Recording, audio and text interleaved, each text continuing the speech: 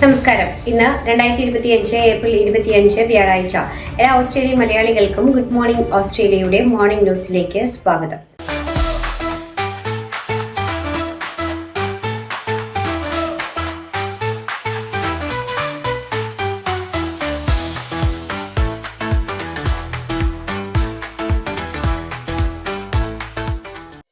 ചില ഇന്ത്യൻ സംസ്ഥാനങ്ങളിൽ നിന്നുള്ള വിദ്യാർത്ഥി അപേക്ഷകൾക്ക് വിലക്ക് ഏർപ്പെടുത്തിയെന്ന റിപ്പോർട്ടുകൾ തള്ളി ഓസ്ട്രേലിയ.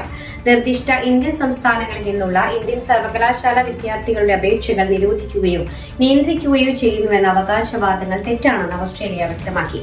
1,27,000-ലധികം ഇന്ത്യൻ വിദ്യാർത്ഥികൾ നിലവിൽ ഓസ്ട്രേലിയയിൽ പഠിക്കുന്നുണ്ടെന്നും തങ്ങളുടെ ആഗോള മാനദണ്ഡങ്ങൾക്ക് അനുസൃതമായി ഇന്ത്യൻ സ്റ്റുഡന്റ് വിസ അപേക്ഷകൾ ഓസ്ട്രേലിയൻ സർക്കാർ പ്രോസസ് ചെയ്യുന്നത് തുടരുകയാണെന്നും ന്യൂഡൽഹിയിലെ ഓസ്ട്രേലിയൻ ഹൈക്കമ്മീഷൻ വക്താവ് അറിയിച്ചു.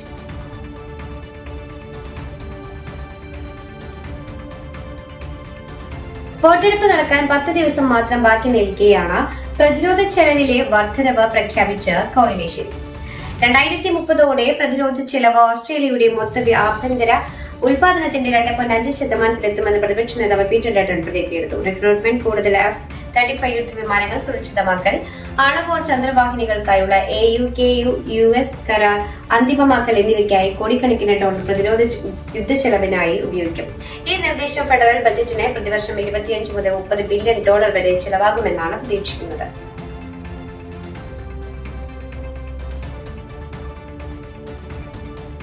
രാജ്യത്തിന്റെ അണ്ടർ-60 സോഷ്യൽ മീഡിയ നിരോധനത്തിൽ നിന്ന് ഇളവ് നേടാൻ യൂട്യൂബ് സർക്കാരിനോട് നേരിട്ട് ആവശ്യപ്പെട്ടതായി റിപ്പോർട്ട്. കമ്മ്യൂണിക്കേഷൻസ് മന്ത്രി മിഷേൽ റോളൻഡോട് ഇക്കാര്യം നേരിട്ട് അഭ്യർത്ഥിച്ച് യൂട്യൂബിന്റെ ഗ്ലോബൽ ചീഫ് എക്സിക്യൂട്ടീവ് മണിക്കൂറുകളോളം ചർച്ച നടത്തിയതായി ദ ഗാർഡിയൻ റിപ്പോർട്ട് ചെയ്തു. ആൽഫബറ്റിന്റെ ഉടമസ്ഥതയിലുള്ള കമ്പനിയെ നിരോധനത്തിൽ നിന്ന് ഒഴിവാക്കണമെന്നാണ് ആപ്പിന്റെ ആവശ്യം അംഗീകരിച്ചുകൊണ്ട് രാജ്യത്തിന്റെ അണ്ടർ-60 സോഷ്യൽ മീഡിയ നിരോധനത്തിൽ നിന്ന് യൂട്യൂബിനെ ഒഴിവാക്കിയിരുന്നു.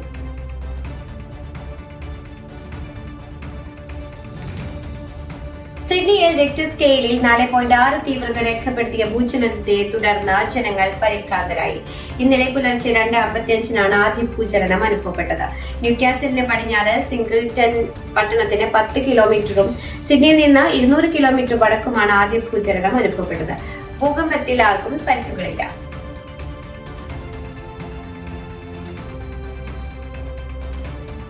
ആഗോള കാത്തോലിക്ക സഭയുടെ അധ്യക്ഷൻ അന്തരിച്ച ഫ്രാൻസിസ് മാർപ്പാപ്പയുടെ പൊതുദർശനം ആരംഭിച്ചു. ഇന്നലെ ഉച്ചയോടെ മൃതദേഹം വത്തിക്കാനിലെ സെന്റ് പീറ്റേഴ്സ് ബസിലിക്കയിൽ എത്തിച്ചു. ശനിയാഴ്ച വരെ പൊതുദർശനം തുടരും. ലോക നേതാക്കളെയും രാഷ്ട്രത്തലവന്മാരെയും കൂടാതെ ലോകമെമ്പാടുമുള്ള വിശ്വാസികളും വലിയ ഇടയനെ അവസാനമായി നേരിൽ കാണാൻ വത്തിക്കാനിലെ സെന്റ് പീറ്റേഴ്സ് ബസിലിക്കയിലേക്ക് എത്തിത്തുടങ്ങി.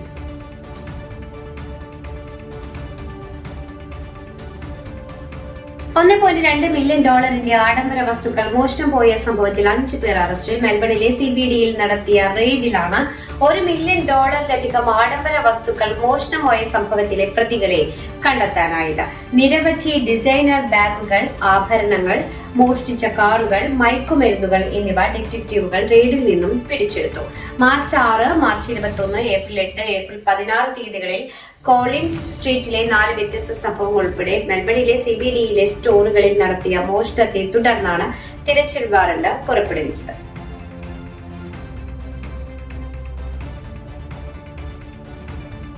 ഇത്തവണത്തെ ഫ്ലൂ സീസൺ ഓസ്ട്രേലിയയിലുടനീളം ശക്തമായി ബാധിച്ചുവെന്ന് ഡാറ്റകൾ.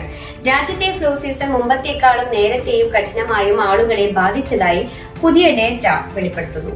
കഴിഞ്ഞ വർഷത്തെ 44,323 ഫ്ലൂ കേസുകളിൽ നിന്ന് ഈ ഏപ്രിൽ 2,548 കേസുകൾ രേഖപ്പെടുത്തി.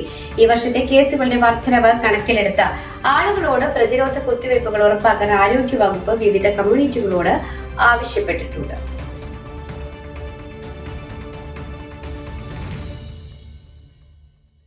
പഹൽഗാമിൽ 26 നിരപരാധികളെ കൊന്നൊടുക്കിയ ഭീകരരുടെ ചിത്രം പുറത്തുവിട്ട അന്വേഷണ സംഘം. 4 ഭീകരരുടെ രേഖാചിത്രമാണ് പുറത്തുവിട്ടത്. ഇവരെക്കുറിച്ച് എന്തെങ്കിലും വിവരം അറിയുന്നവർ പോലീസിനെ അറിയിക്കണമെന്നാണ് അന്വേഷണ സംഘം അഭ്യർത്ഥിച്ചിരിക്കുന്നത്. 2 പ്രദേശവാസികളടക്കം 6 ഭീകരരാണ് വിനോദസഞ്ചാരികൾക്ക് നേരെ വെടിയുതിർത്തത്. കൂട്ടക്കൊലയ്ക്ക് ശേഷം രക്ഷപ്പെട്ട തീവ്രവാദികൾക്കായി തിരച്ചിൽ ഊർജിതമാക്കിയിരിക്കുകയാണ് പോലീസ്. പഹൽഗാം, ബൈസരൺ, അനന്ത്നാഗ് എന്നീ മേഖലകളിൽ വിശദമായ പരിശോധന നടക്കുകയാണ്.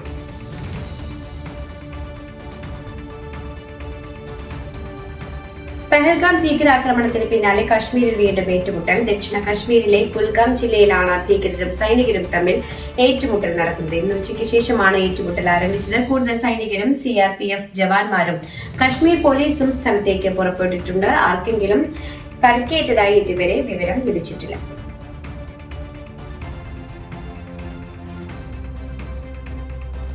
CPM സംസ്ഥാന കമ്മിറ്റിക്ക് ഇനി പുതിയ ആസ്ഥാനം. AKG സെന്റർ എന്നു തന്നെയാണ് പേര്. പുതിയ സംസ്ഥാന കമ്മിറ്റി ഓഫീസിന്റെ ഉദ്ഘാടനം മുഖ്യമന്ത്രി പിണറായി വിജയൻ നിർവഹിച്ചു. നിലവിലെ ആസ്ഥാനമായ തിരുവനന്തപുരത്തെ AKG സെന്ററിന് എതിർവശത്ത് വാങ്ങിയ 32 സെന്റിലാണ് 9 നില കെട്ടിടം. CPM general secretary MA baby അടക്കം മുതിർന്ന നേതാക്കൾ, മന്ത്രിമാർ, ഘടകകക്ഷി നേതാക്കൾ എന്നിവരെല്ലാം ഉദ്ഘാടന ചടങ്ങിൽ എത്തിയിരുന്നു.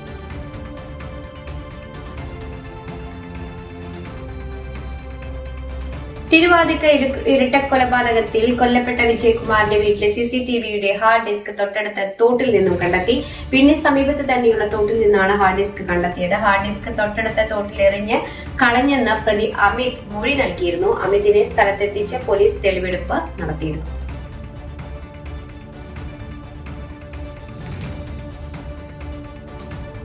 നിലമ്പൂർ ഉപതെരഞ്ഞെടുപ്പിൽ PV അൻവറുമായി സഹകരിച്ച് പ്രവർത്തിക്കാൻ കോൺഗ്രസിൽ ധാരണ.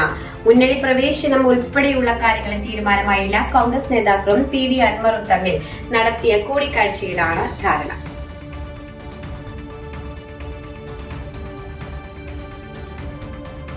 ഇതോടുകൂടി വാർത്താ ബുള്ളറ്റിൻ ഇവിടെ അവസാനിക്കുന്നു. എല്ലാ പ്രേക്ഷകർക്കും നല്ലൊരു ദിനം ആശംസിക്കുന്നു. ഇനി കൂടുതൽ വാർത്തകളുമായി നാളെ കണ്ടുമുട്ടാം. എല്ലാവർക്കും നന്ദി, നമസ്കാരം.